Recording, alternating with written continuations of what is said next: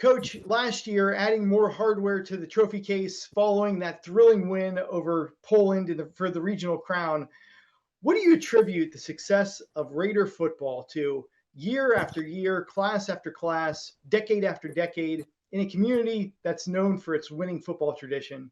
Yeah, I think there's so many things that we have to be thankful for in terms of the program that's been built over the years. I would start with the types of families, the types of kids that we have here. It makes our job as coaches really easy when we have kids that are used to coming to work and used to working hard, and their parents, I think, at home have high expectations for them and are okay with us being demanding of them. I also think the district has done such a good job going all the way back to the 70s of just maintaining continuity. We're really fortunate in that we've had very few head coaches. And the head coaches that we've had have all, kind of stayed around the program after they've been done. It's not a program that sees a lot of turnover. And I think that, is invaluable in terms of maintaining the staff continuity. And I think just the expectations as far as the kids are concerned, they kind of know what to expect. Our practices today don't look a whole lot different than what they looked probably in, 1975. And so I think that's all a big part of it. This summer, 17 Lettermen are back in the mix, but just three starters, two on offense, one on defense.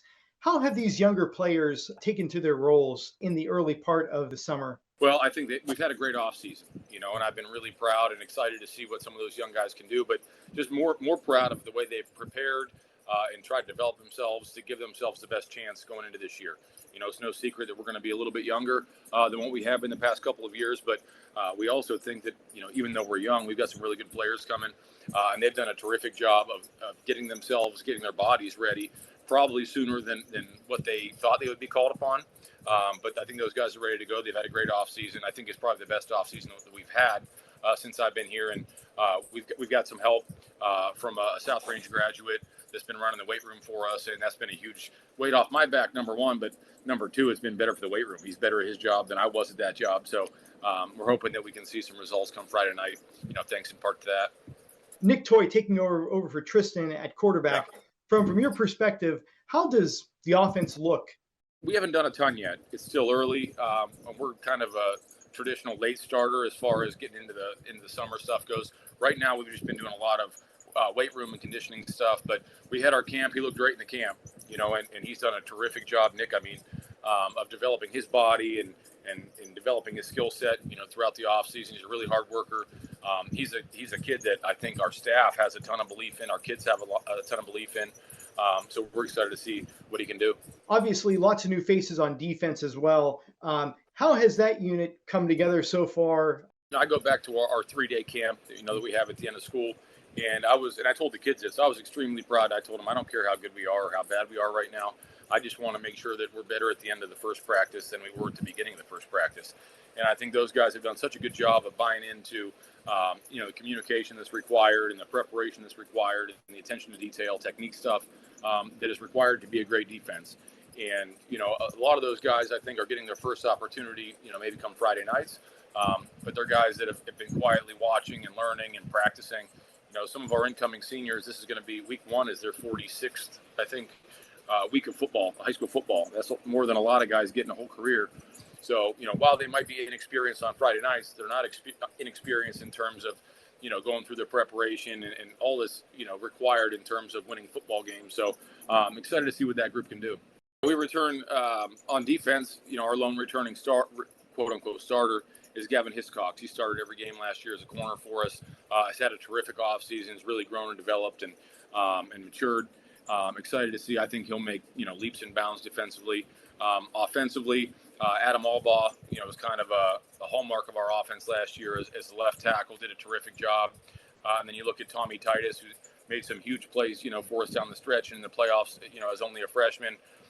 We also have Drew Starkey, defensively, that although he didn't start per se, he was kind of our Swiss Army knife. He played some rush end for us. He played some middle linebacker for us and was involved and made a lot of really big plays in big situations for us in critical games. Tommy Valentine has some starts for us. So there's a lot of those guys that have been in the mix and have played a ton of ball for us. Just because they're not a returning starter, they're no stranger to Friday nights under the lights.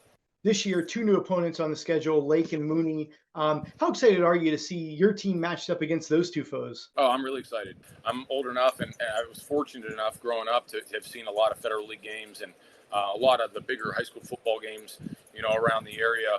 I was fortunate that, my family was taking me to those games growing up. And, I'm no stranger to watching Lake football, and that's a football team that's going to show up and they're going to be physical and they're going to run the ball. They're going to make it really hard on you to run the ball, and they're going to play the game the right way. They're a hard-nosed group. So I'm excited to see how we match up against them. And then Mooney, obviously, we're a little bit more familiar with them, having matched up with them, I guess, 3 years ago in the playoffs now. But again, just a really storied, local program, or in Mooney's case, I mean, they're one of the winningest in the state. So, and I know our guys will be excited for that one. I'm sure Mooney will be excited for it. It's an all local matchup and one that I think will put some butts in the seats. What must this group achieve during the summer in order to start successfully in that week one game? I know this sounds like, coach speak or cliche, but we talk about this every day. We've got to make sure that we maximize, our opportunity every day and try to finish that practice better than what we started it. And I think, sometimes it's really easy for us as adults, certainly as kids, to do, where you start becoming too, result oriented or looking, too far down the road. And for us, our biggest challenge right now is to focus on our day-to-day operations and trying to really maximize our time together. And as far as on the football field, there's a lot of things to go into it. Number one, we have to make sure we're taking care of our bodies and preparing them so that we can stay healthy, going into week one. And then number two, we have to just absorb, sponge up as much coaching as we can and try to get as prepared as we can be for week one. Obviously, week one and week two are always, I think, really tough in terms of physical conditioning. So that's a big part of what we're doing, right now and as we go through July and August.